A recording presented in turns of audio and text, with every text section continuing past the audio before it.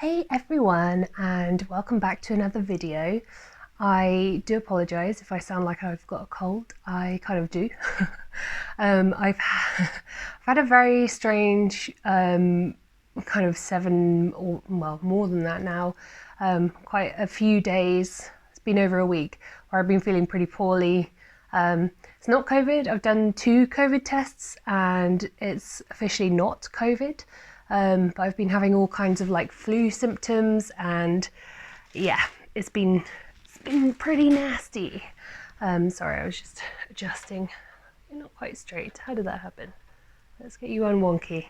Yeah, stay straight. No, that's not the message I want to give.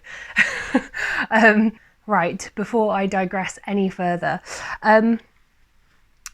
So I don't know if you have noticed, if you are a semi-long-term follower of my channel, there's a few of you about, and I really appreciate you, obviously.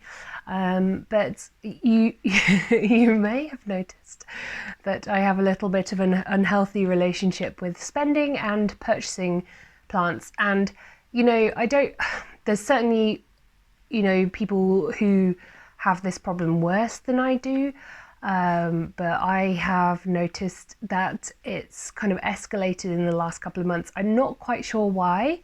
I had a bonus month at work, so I had a little bit more money in my pay packet than usual, and for some reason there was this weird like trigger of scarcity, and suddenly everything that I saw that was on sale or that I thought might not be back again anytime soon or available again anytime soon just kind of triggered that weird scarcity, obsessive kind of desire to buy things. And I think I just got into a slightly dangerous habit of just clicking purchase or buying things without any kind of real thought of the consequence. And I feel like this has kind of been brewing in me for a little while, right? So, okay, let's talk plants specifically.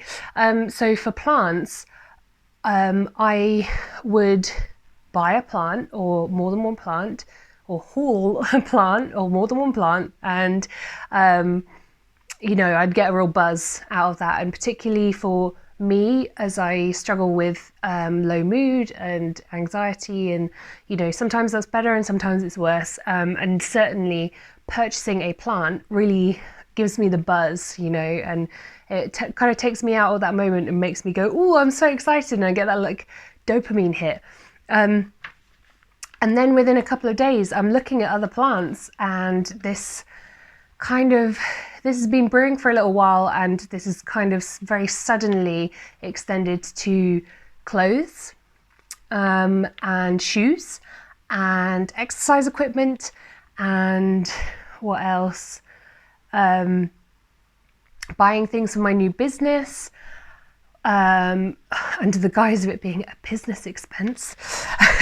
Yarn for crochet, because I love my crochet, and just a kind of an influx of stuff that I obviously I remember buying, but I kind of am like, oh my god, what have I done, you know? And obviously some of that stuff I can return, that's fine, but it's like I've been in this weird kind of headspace of having to buy stuff, and having to surround myself with stuff. And certainly in my living environment, my partner Craig is quite a tidy person, and I am not a tidy person. I am a clutter person, and the more stuff I buy, the more clutter there is, because, you know, there's only so much storage a girl can have in the world. And I think I'm kind of noticing that the more stressed out I am by clutter, the more I feel kind of low, or I feel anxious, and then I feel like I need to shop or buy something to get that dopamine hit. And I'm not a shopper in the classic sense of the word. Like, I don't like going and browsing around like clothes shops, or I don't like going out shopping for a day. Like, that's not a thing that has ever traditionally excited me in my in the past of Emma.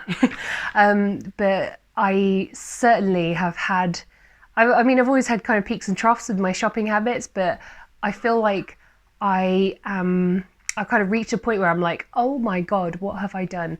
You know, I bought a book on Saturday, that I had previously bought in one of these kind of shopping frenzy things, and completely forgotten about. And I only realised on Sunday when I looked and I saw a pile of books that I hadn't touched since I bought them about 2 months ago. And I was like, oh shit, I've just bought the same book again, because I just was in this kind of weird shopping frenzy sort of thing. This need to acquire and purchase and get that hit. And it's really interesting and slightly disturbing to realise that. So yeah, so that's my little backstory of the recent months. And I'm going to try and focus on the positive and turn this into a challenge. So something that kind of has hit me at the right time, I came across this video by somebody called Hannah. I can't remember her full name because I'm useless, but I will leave a link to that up above there. It's kind of blown my mind, like, quite a lot. So her video is about doing a no-buy year, and I think a lot of the stuff that she kind of initially talks about in her no-buy is the purchase of makeup, but I don't think that it's specific to that. I think it's, you know, it's applying to any kind of bad shopping habit. And it really kind of hit me in the profound ghoulies, as it were. Like, I watched it and I was like, oh my God, this is me, and I need to do something about this right now.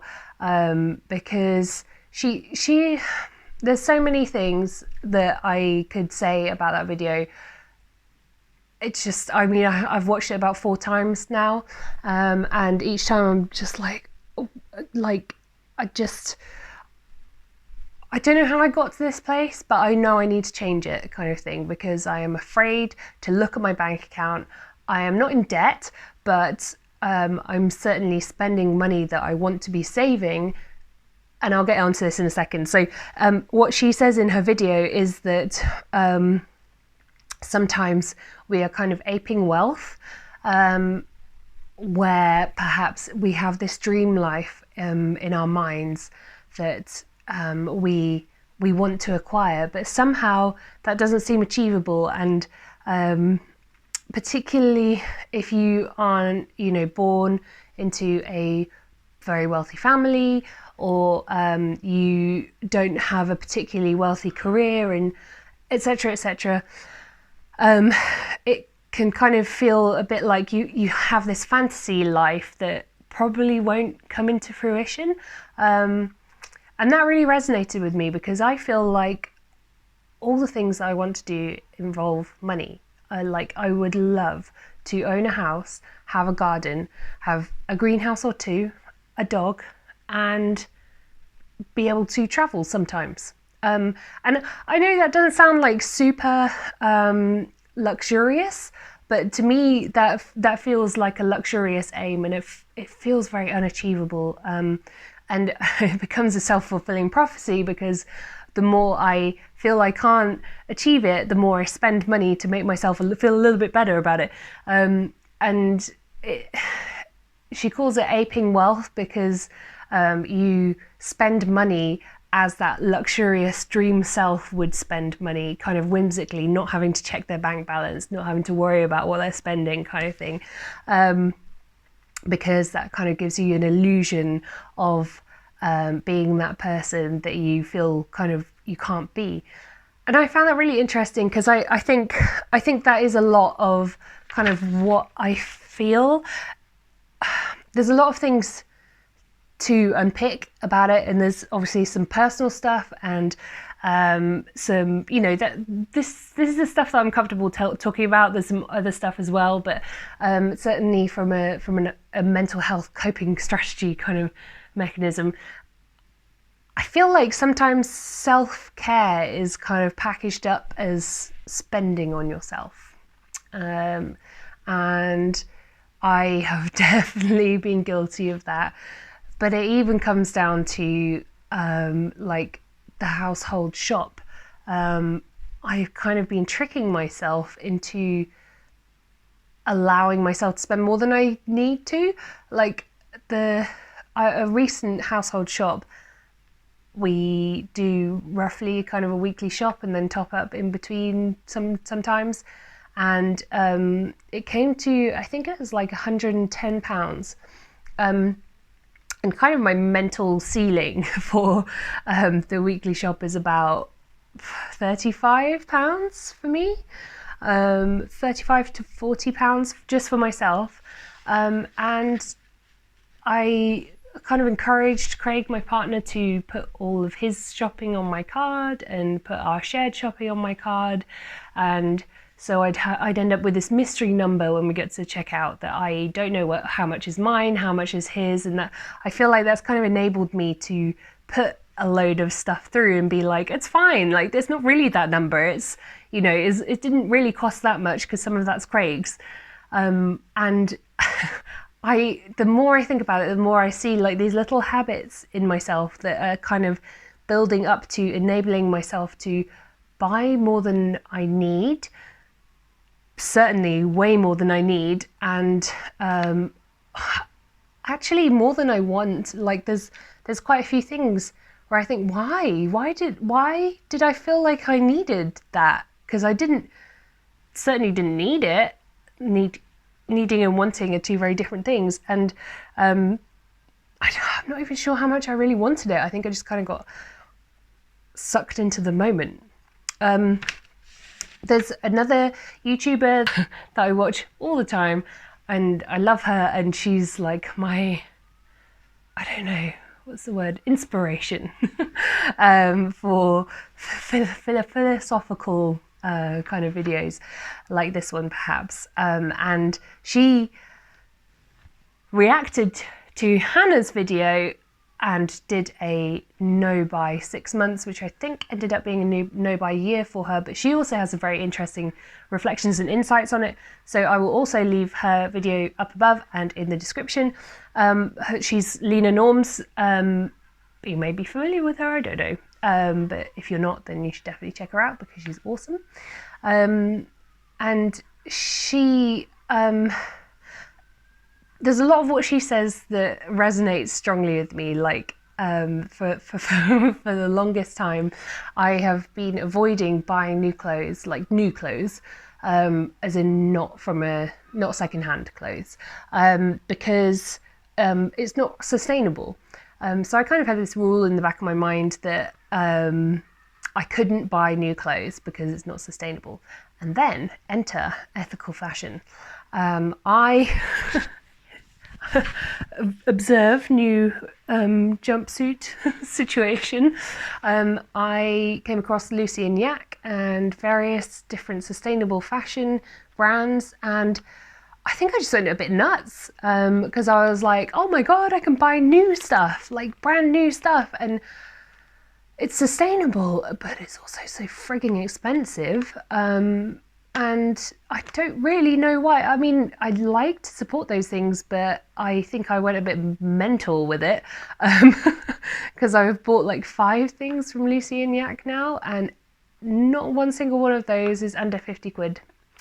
So, and that's not the only brand I've bought from. I've bought myself new shoes. I've bought myself a new dungarees dress, a jumper. I bought stuff off Depop. Like, I've just gone nuts.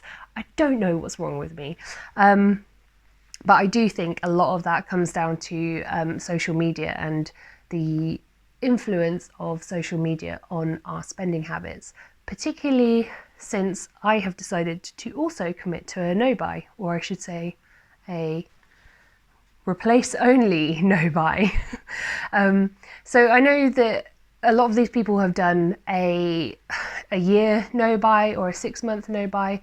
I want to start myself off gentle because I know that committing to something for a long time is gonna just make me go nope. I would prefer, I think what I'm going to try and do is do 2 months. to begin with. And then if that works out well and I can see the positive results of that in terms of saving money and stuff like that, and maybe changing my mindset a little bit, then I would like to try and continue that. But I don't want to pressure myself too much to stop doing things that make me feel this buzz of excitement, because inevitably I'm going to have a shit day and go, oh, fuck it, like no buy out the window. I just know myself well enough to know that I need to be a bit more gentle with my rules. But I think 8 weeks is a pretty solid amount of time. I have a holiday in the middle of that, and it is a holiday in the middle of nowhere. So that will make things a lot easier. That's 2 whole weeks. So that kind of cuts off 6 weeks of temptation. I also have a birthday in that time. So that might also help. I don't really know. It might help, it might not. It might make things worse. I'm not sure. But because usually having a birthday or having a birthday month is a great excuse for my own brain to make excuses and purchase a lot of things for myself, because I'm treating myself. I'm doing a lot of the bunny ears today. So, right. Today is the 14th of June, Monday, and I'm going to do that for 2 months. So it will be the Monday in 2 months worth of time, which I haven't looked up the date. It seems like a long way away, but it'll be fine. I think it's very doable. I'm kind of, particularly where plants are concerned, I'm at a point where a lot of my plants aren't looking that happy, because I just don't have time to look after them. And I've been so stressed about the fact that I don't have time to look after them. And what do I do when I feel stressed? I go and buy more fucking plants. It makes no sense. It makes no sense. So yeah, I think this is very necessary at this point in time. This video is very waffly. I'm really sorry. It's just kind of ad hoc stream of consciousness, what the flip is going on in my mind. So I will just tell you the rules, because as much as anything, it's accountability for myself, because I really don't want to come here in 2 months and say I've failed. It might happen, who knows. Although I did see a really nice comment on Lena's video where she said that she'd failed, and someone left a really nice comment saying, you didn't fail, you just got a B. And I'm like, I am so lifting that for like every time I feel like I'm a failure. You just got a B. You tried. You did pretty damn well. You didn't get a perfect score, but you got pretty fucking good. So I'm going to use that going forward. Anyway. Even my mum has said that I need to get to the point in these videos, and it's 18 minutes in and I have not got to the point. Right, so what is not allowed in this 2 months? So I have written down no new plants and no new plant paraphernalia, because I need to be strict about that, because I've also bought a heck load of plant pots in the last couple of months. Terracotta was kind of a project, but that's kind of expanded into ceramic pots and just shit that I don't need. I mean, it looks lovely, don't get me wrong, but I don't need it. So no new plants. I can swap plants, but anyway, let's get on to so no new plants, no plant paraphernalia, no new clothes, and I'm actually going to extend that to charity shop clothes. So that will be tough, because I love me a charity shop browse, but I don't need to go and purchase anything. I can still browse, I just cannot purchase. No new shoes, because Lord knows I have enough shoes.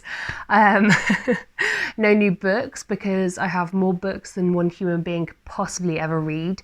No new home interior items.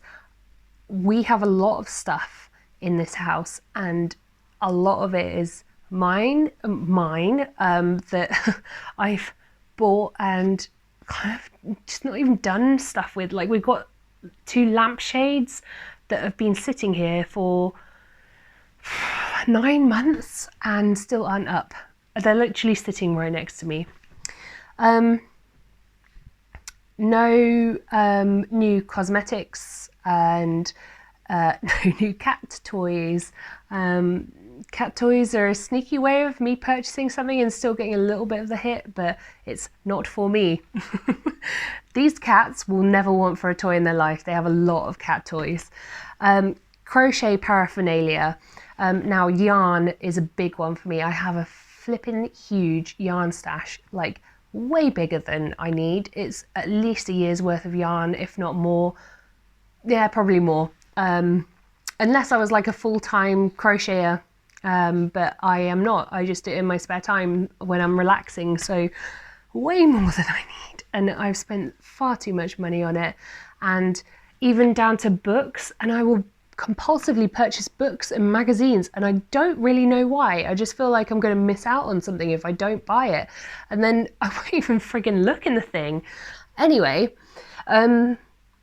exercise equipment. I mean, this one's a little bit tricky, so I am not 100% certain that we won't end up in another lockdown. I'm not saying we will. I'm not saying I believe X, Y, Z or anything like that. I just want to prevent myself from not being able to lift any weights while the gyms are closed. That's all I want. But that did also result in me spending some money on some weights. So no more of those. I am set. I have everything I need. Arts and craft supplies. Again, I have more than I could ever need. I have stuff coming out of my ears, which is just insane because it's like,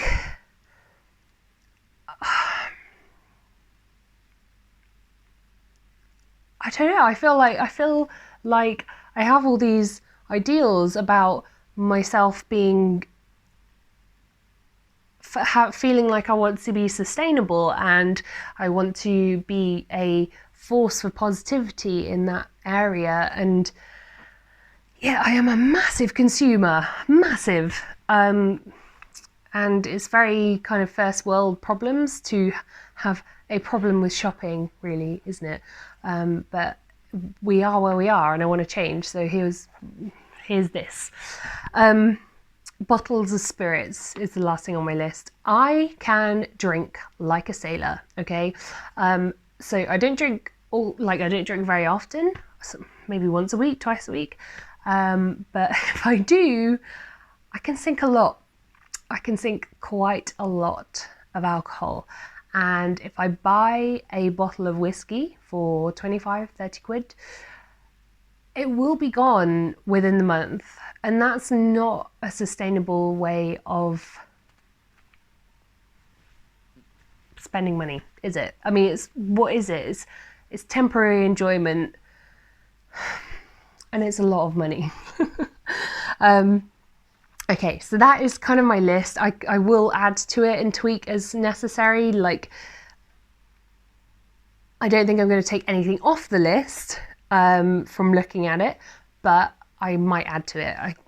This is kind of off the cuff. I only decided to do this like last night / today. So yeah, this is very much off the cuff. Exceptions. So what am I allowing in this time? So a lot of this is kind of pinched from Hannah and Lena and various other no-buy kind of videos that I've been watching, but I will allow myself to replace essentials.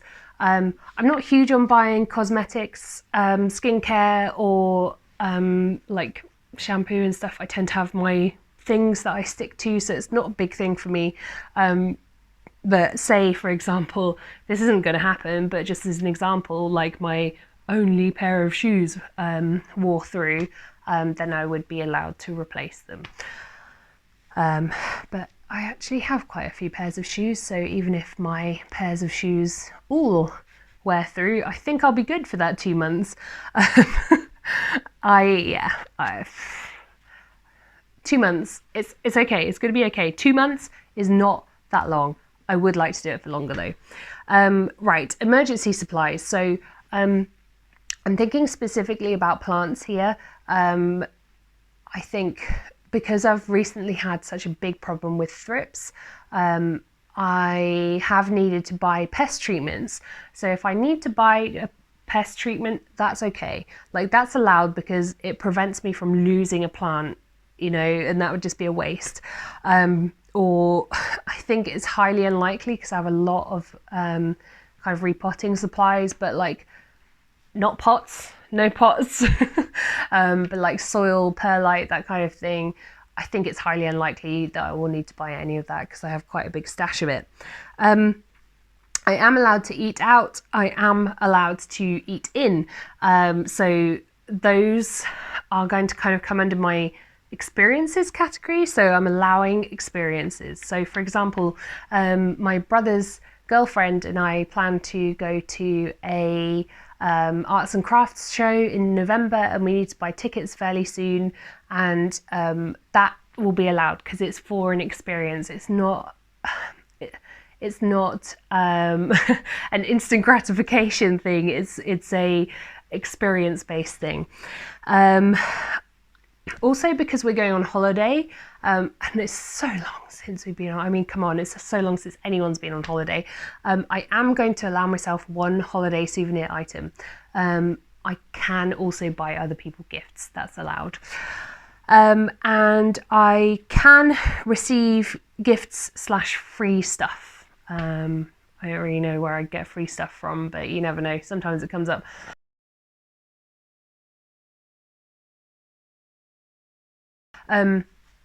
So yeah, that is allowed, but that is my exceptions list, and that is it. So we'll see how that goes. I'm actually kind of excited, and since I've made this decision, I feel like I've been consciously thinking about the stuff that comes through to my mind. So I've already unsubscribed from quite a few mailing lists because that's often something that will pop up like throughout the day and prompt me to go and look at what XYZ brand are selling. I've deleted the Depop and the Vinted apps because that was becoming a really friggin' bad habit of every time that I was mindlessly on my phone, it would be Depop or Vinted, not social media, interestingly. Anyway, so that's kind of helped, but the last few times that I've opened up Instagram and Facebook, not that I even really use Facebook, but I do occasionally for their begonia group. I've noticed the sheer volume of ads, and even on YouTube, the sheer volume of ads trying to sell stuff, just stuff, buy more things all the time. And you know, I don't want to be too hard on myself or anyone else who's got a bit of a problem with spending, because I think it's the desired behavior that we're all being conditioned to enact, and it doesn't sit right with me, and certainly doesn't sit right with my bank balance. And you know, I would like to one day be able to own a house and have a little garden and have a little greenhouse and a dog along with my cats with my Craig. And I like how he was last on that list. Can't tell if he's listening. So yeah, I feel like if I carry on this trajectory, it's only going to get worse.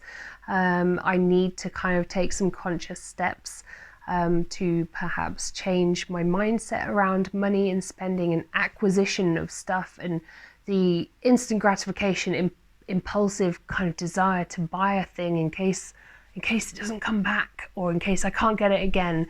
And I'm very susceptible to that kind of scarcity marketing. Like, you know, when you put your stuff in the basket for to go to checkout, and they say your item will be held for 10 minutes, and I'm like, oh my god, I've got to get it now. Like, what happens if someone else gets it and it goes sold out? And I'm like, now that I think about it, when I'm not in that moment, I'm like, why does that affect me so much? And it is just conditioning. So yeah, it's very interesting. What are you doing? You trying to entice him in here? No. Nico! Psst, psst, psst.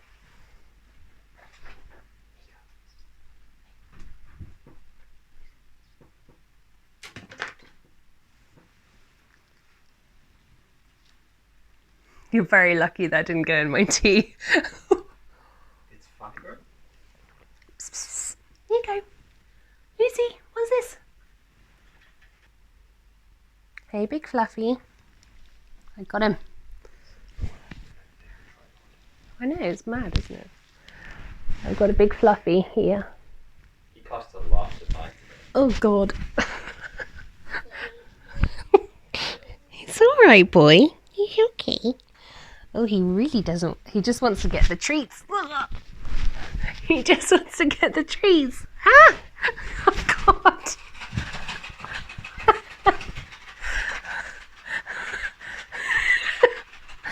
Boink! Anyway, so before we were so rudely interrupted by the cats, I've got fluff in my eye. I've got fluff everywhere now. Yeah. Anyway, so yeah, I wanted to make a video about this to keep me kind of accountable and also to kind of share the thoughts around consumerism. And I know I made a video of this I want to say it's like nearly over a year ago. It must have been, because I was still living in my old flat, and I haven't listened to my past self at all. I feel like I have started to live a little bit of a taste of luxury. I used to be quite poor.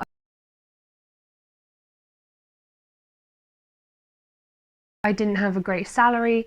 I was really, I was constantly in credit card debt all the time. And, you know, I was quite good at managing that situation, because at that time I didn't want to get myself into any worse of a situation. But now that I'm kind of I'm in the black, as it were, like I'm not in debt in any way, I find it hard to be good, if that makes sense. And having it being a good and a bad thing kind of makes you feel like treating yourself as naughty, and that makes it desirable in a way. I don't know, it's really weird. I feel like all this, the way that we live, certainly in the Western world, kind of sets us up for this weird kind of acquisition, desire, impulse, and then shame thing. Like, it's quite a shameful thing to admit to not having control of yourself in a way. And I think that kind of makes it worse, because you try and hide it from yourself, which is what I've been doing. I've been heavily in denial about my little problem.